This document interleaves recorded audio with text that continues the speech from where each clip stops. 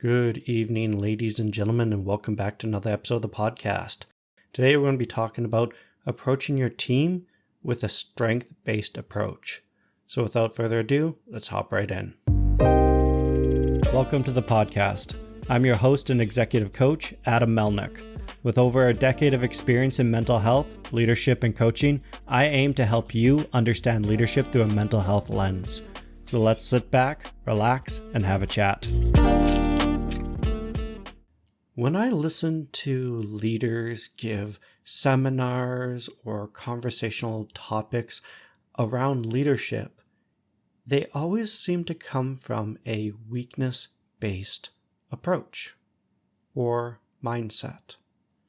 You hear it when they do job interviews with potential team members, and they ask, "What are your weaknesses? What do you struggle with?" Or when they're doing performance reviews, they highlight team members' failures, what their problems are, and where they need to improve. You hear this in conversational topics with other leaders where they talk about bad employees that they need to get off the bus to get better employees on. One, this is very much a black and white thinking that doesn't really mesh with the real world. But on top of that, this is a weakness-based approach. We highlight the flaws and the struggles and the strifes and the negative attributes of individuals without highlighting any of their strengths. This causes huge turmoil within organizations when you do that. Sadly, most organizations come at their employees and team members with a weakness-based approach. I remember learning about the prison system. And in the prison system, they often treated their inmates as inhuman, almost like animals.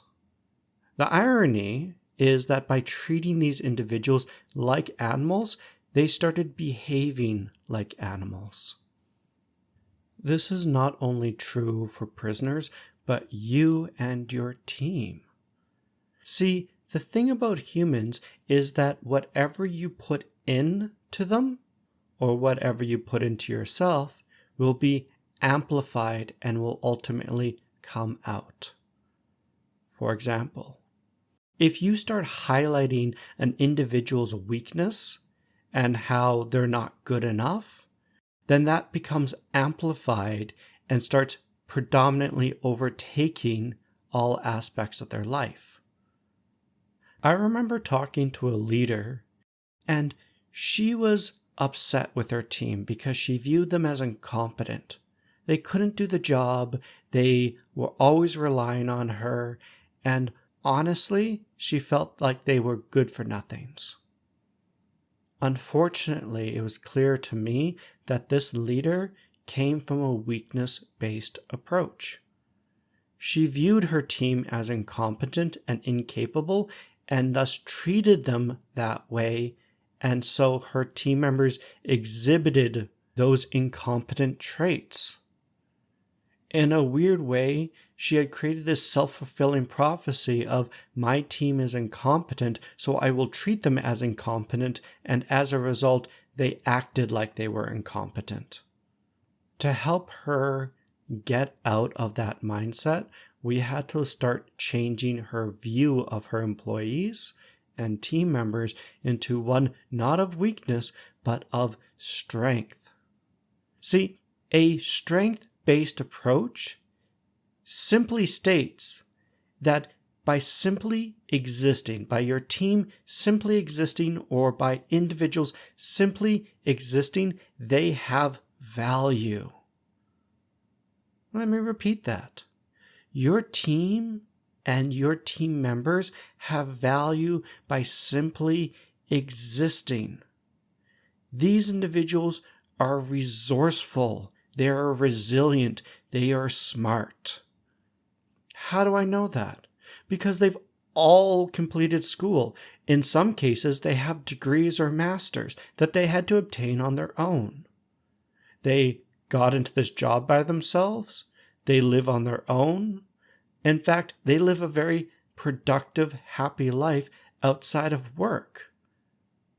They are resourceful.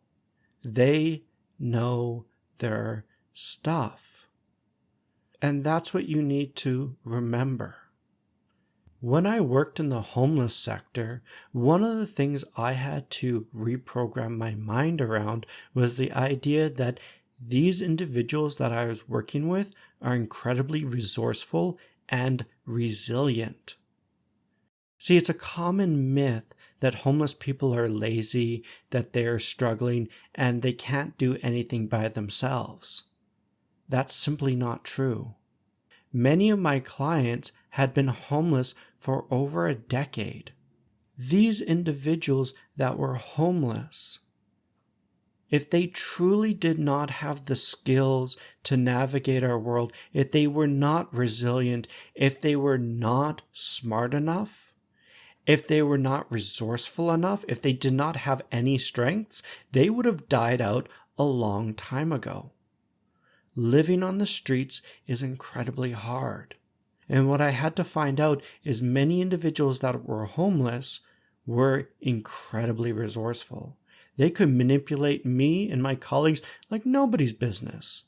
They understood the finer points of where to sleep in the river valley, or where to go when they need shelter, where to get food, and how to move around the country. They were incredibly strong. They were incredibly resilient.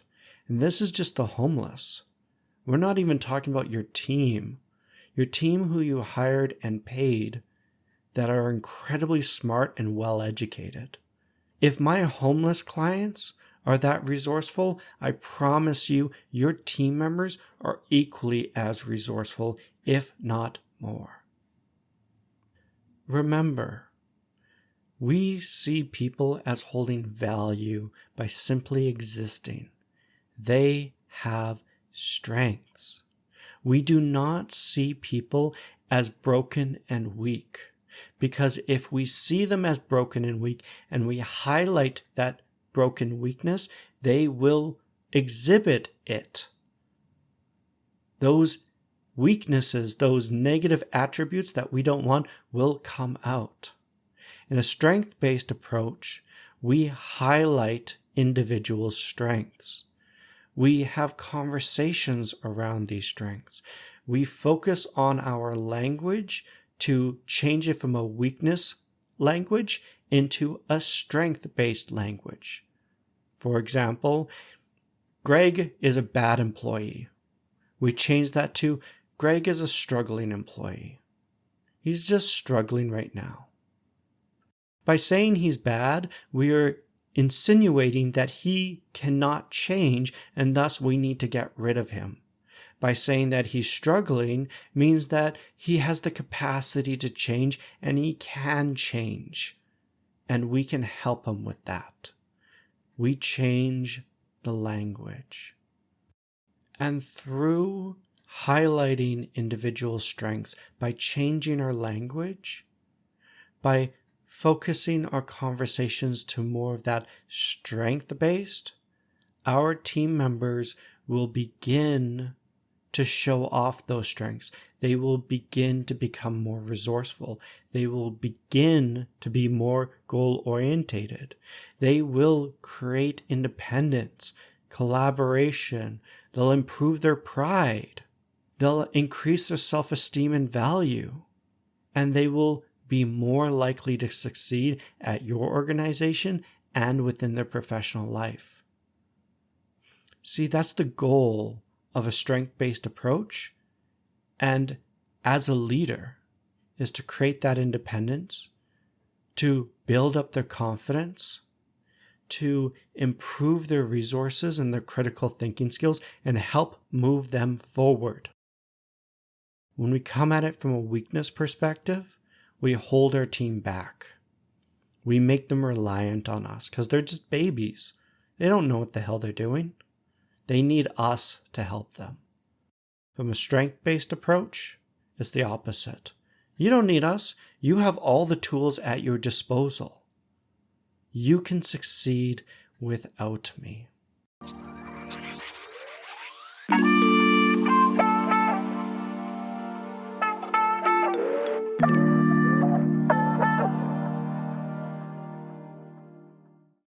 Here's the question that is probably on your mind. How do we change from a weakness-based perspective into a strength-based one? The first one is you need to look beyond the labels. It is dangerous to label our team, to put them into little boxes so that we can create biases or heuristics to essentially stifle their potential. I dislike many diversity initiatives because many of them tend to label people and put them into boxes. For example, when we start talking about disabilities, most individuals see disabilities as a ceiling. Oh, you're disabled. You can't get a job. You can't succeed. That's not true. If you have a disability, that just means that you're struggling in an area, but you have other strengths that you can work with to overcome that disability. The problem with many diversity initiatives is we tend to label others and ourselves and put ceilings over top of us, where we say, you can't go any higher because of X, Y, and Z. You will always be weak because of A, B, and C. Pick your label. When we look at our team, we need to move beyond labels. They are a person. They are very complicated and complex with huge strengths. They have social networks. They are resourceful. Think of them as a person, not as a label.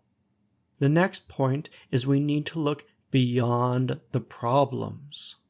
A fabulous example of this is many times when I coach, for example, a leader, they'll talk about a lack of self-confidence. This is the problem. They lack self-confidence, and sometimes they can get stuck on this idea of not having enough self-confidence. So I take them beyond the problem. I take them to a world where they have self-confidence. What doors open? What possibilities are there? What do they look like when they have self-confidence? And through that, through looking at the confidence problem through a lens of the potential to overcome it and what treasures await them when they do, we can work backwards and say, what is one step that we can do to start gaining that confidence? If I did it the other way around and I tend to hyperfixate on the confidence and the confidence being this massive insurmountable obstacle, the individual, my client, would never be able to get over that hurdle. And it's the same thing with your team members.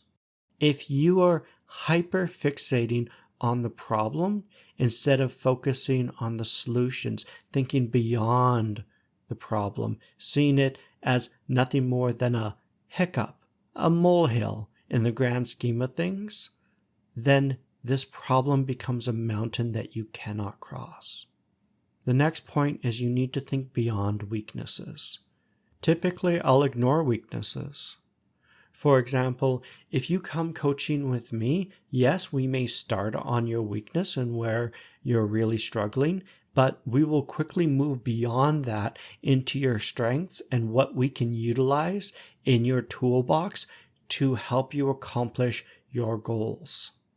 Weaknesses are a place to start. It's not a place to end.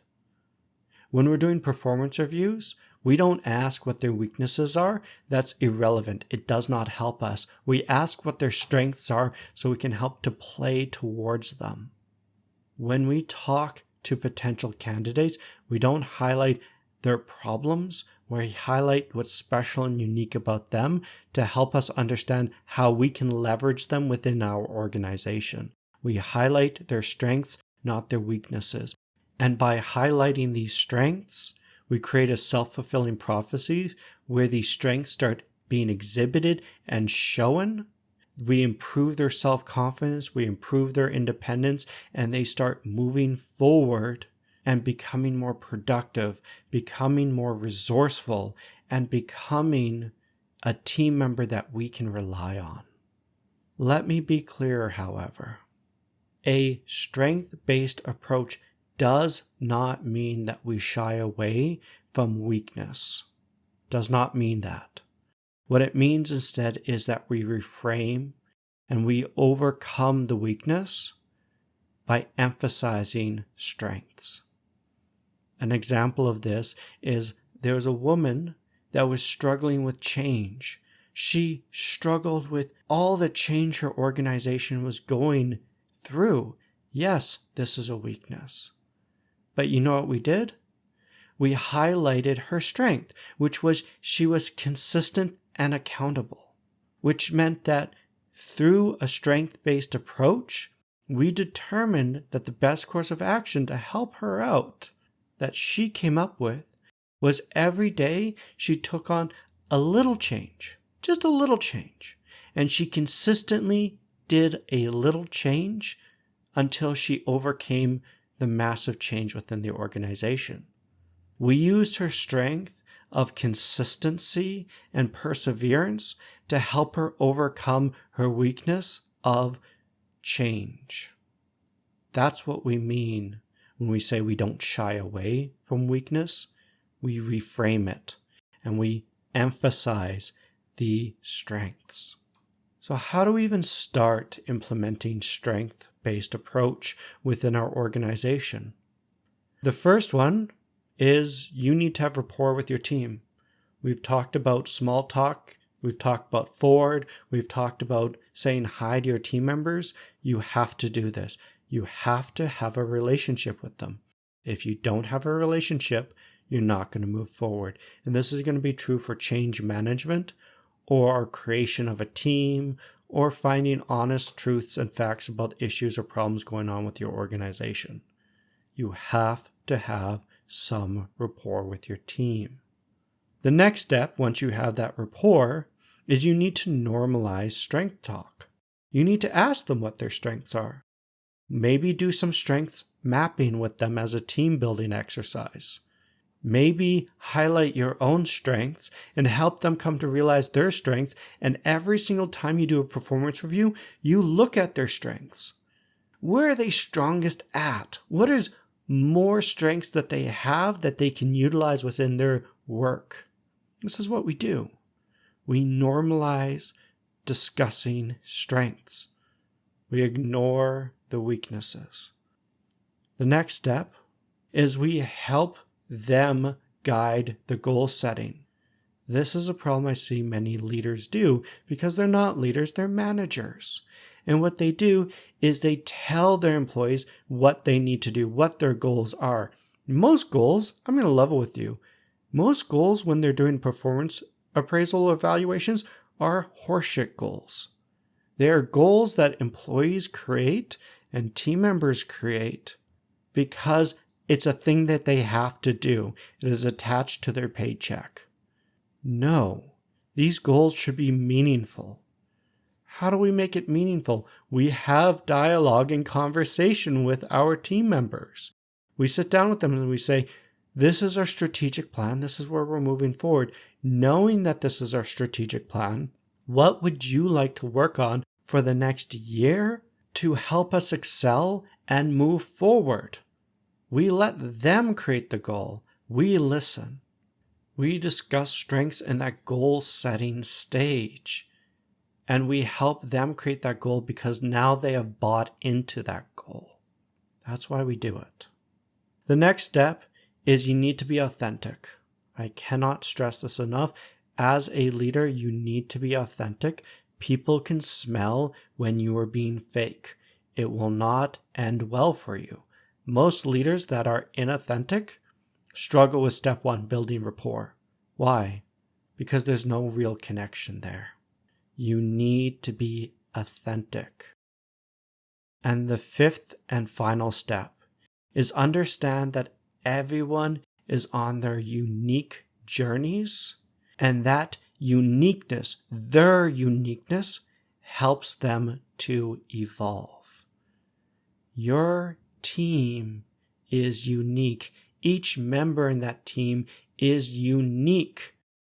That uniqueness is their strengths. It helps them excel. We just need to help them understand those strengths so that they can move to the next level. So with that, we're going to wrap up this conversation. We talked a lot about what a strength-based approach is, which is the understanding that your team and your team members have value simply by existing. It's understanding that people are resourceful and resilient. We see people not as broken and weak, because if we do, they will become broken and weak. We focus instead on them becoming strong and resilient and independent, because our ultimate goal is to create confidence, to create that independence, to create that self-esteem, the pride, the goals, because we want them to succeed. We do this by looking beyond labels. Honestly, I'm going to level with you. In our society right now, we tend to hyperfixate on labels. Just throw all labels out the window. Stop stereotyping. That's a bias. Look beyond the labels. Look beyond the problems and look beyond their weaknesses. We do this by building rapport. We normalize strength talk. We help them guide their own goals.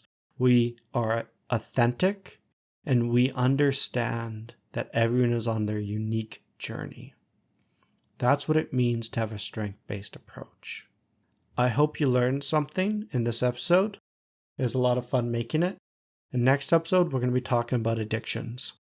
So, I'll see you then. Cheers. If you've enjoyed this podcast, please subscribe, give it a like, and share it with a friend. And if you're ready to take the next leap and improve your leadership skills, head over to www.seedingthelead.com and book your free coaching session today.